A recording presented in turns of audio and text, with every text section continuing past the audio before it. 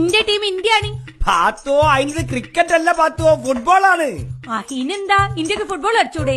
Cricket മാത്രമേ കളിച്ചൂടൂ. നമ്മൾ ഇന്ത്യന്റെ ഒപ്പരാ. നിങ്ങൾ ബ്രസീലിന്റെയോ പാകിസ്ഥാന്റെയോ ആരപ്പുറമാണ് പോയിക്കോളി. രാജസ്ഥാനില്ലാത്ത വർഗം. ഭാരതം എന്ന് കേട്ടാൽ തിളക്കണം ചോറിന് നമുക്ക് ഞരമ്പുകളിൽ. പാത്തോ ഇന്ത്യ ലോകകപ്പ് കളിക്കുന്നില്ലടി. കളിക്കണ്ടെന്ന് വിചാരിച്ചിട്ടല്ലേ? കളിച്ചാലേ കപ്പൊറപ്പാ കപ്പൊറപ്പി. കോപ്പിട്ടിന്റെക്ക് കപ്പല്ല, കോപ്പ് കോപ്പ്. രാജസ്നേഹമില്ലാത്ത ദ്രോഹി, അങ്ങയോട് ഞാൻ തർക്കിക്കാനില്ല. പറഞ്ഞ പോലെ നമ്മൾ അടുക്കളയിൽ ഇങ്ങനെ ഒതുങ്ങി കൂടുന്ന സ്ത്രീകളാണ്. അപ്പോൾ നമുക്ക് പന്തളി എന്താ, ഫുട്ബോൾ എന്താ, ക്രിക്കറ്റ് എന്താ ഒന്നും അറിയില്ല. അങ്ങനെയാണ് നമ്മളെ അവസ്ഥ. പക്ഷെ നമ്മൾ പുറത്തേക്കൊക്കെ ഇറങ്ങി ഫുട്ബോളും ക്രിക്കറ്റൊക്കെ കാണുമ്പോൾ നമുക്ക് ലൈഫൊരു എൻജോയ്മെൻറ്റ് കിട്ടും കേട്ടോ. അങ്ങനെ നിങ്ങളെ ഇഷ്ട ടീം ഏതാണെന്നൊന്ന് കമൻറ്റ് ചെയ്യ്. പിന്നെ എൻ്റെ ചാനൽ നിങ്ങൾ സബ്സ്ക്രൈബ് ചെയ്യാതെ കാണുകയാണെങ്കിൽ പ്ലീസ് ഒന്ന് സബ്സ്ക്രൈബ് ചെയ്യണേ. സബ്സ്ക്രൈബ് ചെയ്ത് സപ്പോർട്ട് ചെയ്യാം. പിന്നെ നിങ്ങൾക്ക് എൻ്റെ വീഡിയോ കണ്ട് എന്ത് തോന്നുകയാണെങ്കിൽ നെഗറ്റീവ് ആയിക്കോട്ടെ പോസിറ്റീവ് ആയിക്കോട്ടെ കമൻറ്റ് ചെയ്യുക, ലൈക്ക് ചെയ്യുക, ഷെയർ ചെയ്യുക കേട്ടോ. അപ്പം ഇന്ന് ദോശയാണ് റെഡിയാക്കുന്നത്. അതിന് ഞാൻ ഉഴുന്നും അരിയും ഒപ്പം കഴുകിയിട്ടാണ് കുതിർത്താൻ വെച്ചത്, വേറെ വേറെ മാറ്റിയിട്ടൊന്നുമല്ല. അപ്പോൾ അത് നല്ലോണം കഴുകിയ ശേഷമാണ് വെള്ളത്തിൽ കുതിർത്ത് വെക്കണം. എന്താ ചോദിച്ചാൽ കുതിർത്ത് വെച്ച വെള്ളത്തിൽ തന്നെ അരച്ചെടുക്കാനായിട്ട്. അപ്പം മാവ് ഒന്നുകൂടി പൊങ്ങി വരും. അപ്പോൾ ഞാനതങ്ങനെ അരച്ചെടുത്തിട്ടുണ്ട്. ചോറും ചേർത്തിട്ടുണ്ട് കേട്ടോ. ചോറ് ചേർത്ത് അരി അരച്ച് കഴിഞ്ഞ് ചോറും അരച്ചെടുത്തിട്ടുണ്ട്. ഇതിൻ്റെയൊക്കെ കറക്റ്റ് അളവ് നിങ്ങൾക്ക് അറിയണമെന്നുണ്ടെങ്കിൽ കമൻറ്റ് ചെയ്താൽ മതി കേട്ടോ, ഞാൻ പറഞ്ഞു തരാം. അപ്പോൾ ഉപ്പും ചേർത്ത് മാവ് റെഡിയാക്കി വെച്ചിട്ടുണ്ട്. ഇനി അത് പൊങ്ങാൻ വേണ്ടി വെക്കാം. ഒരു ഓവർനൈറ്റ് ഞാൻ വെക്കണ്ട കേട്ടോ. ഞാൻ വൈകുന്നേരം 5:30ക്കാണ് അരി അരച്ചത്.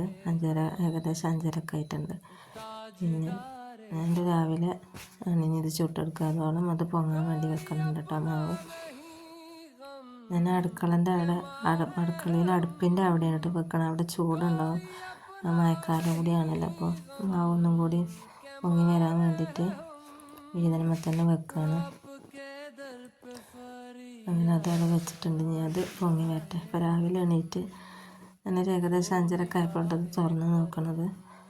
അപ്പോൾ ഞാൻ എണീറ്റേക്ക് തുറന്ന് നോക്കിയിരുന്നു. ഞാനിങ്ങനെ മാവ് റെഡിയാക്കി വെച്ചാൽ അന്ന് ആദ്യം നോക്കതാവും മാവ് പൊങ്ങിക്കണം. അപ്പോൾ ഞാനിപ്പോൾ വീഡിയോ എടുക്കുന്നത് 5:30 ഞാൻ അടുക്കളയ്ക്ക് റെഡിയാക്കാൻ വേണ്ടി വന്നപ്പോൾ അപ്പോൾ നല്ല പൊങ്ങി വന്നിട്ടുണ്ട്. ഞാൻ വലിയ പാത്രം എടുത്താണ്. എന്താ ചോദിച്ചാൽ മാവ് ചെറിയ കുടുക്കയിലോ ഒക്കെ വെക്കുകയാണെങ്കിൽ എന്താവും, അത് മാവ് പൊങ്ങിയാണ്ട് വീതനം കൂടെ ഒക്കെ പോയിട്ടുണ്ടാവും. പിന്നെ രാവിലെ അതൊരു പണിയാണ്.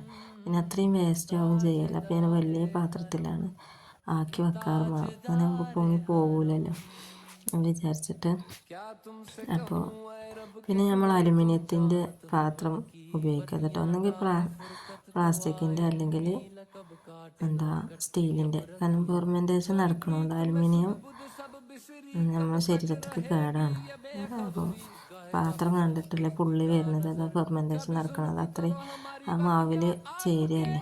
അപ്പോൾ നമ്മളെ ഹെൽത്തിന് പ്രശ്നമാണ്. അപ്പോൾ നമ്മൾ സ്റ്റീലിൻ്റെ പ്ലാസ്റ്റിക്കിൻ്റെ പാത്രം ഉപയോഗിക്കും കേട്ടോ. അങ്ങനെ മാവൊക്കെ അരച്ച് വെക്കുമ്പോൾ അങ്ങനെ. അപ്പോൾ ദോശ ചുട്ടെടുക്കുകയാണ്.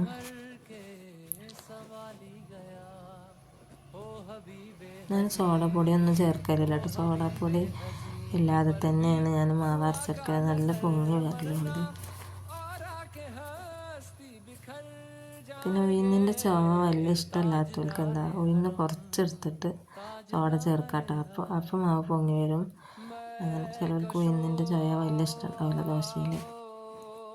ഞാനങ്ങനെ ഓവറായി ചേർക്കാറൊന്നുമില്ല. ഉഴുന്ന് പാകത്തിന് തന്നെ എടുക്കൽ. 2 കപ്പ് അരി എടുക്കുകയാണെങ്കിൽ ഒരു 3/4 കപ്പ് ഒക്കെയാണ് ഉഴുന്ന് ചേർക്കൽ. അങ്ങനെയാണ് ഞാൻ എടുക്കാറുള്ളത്.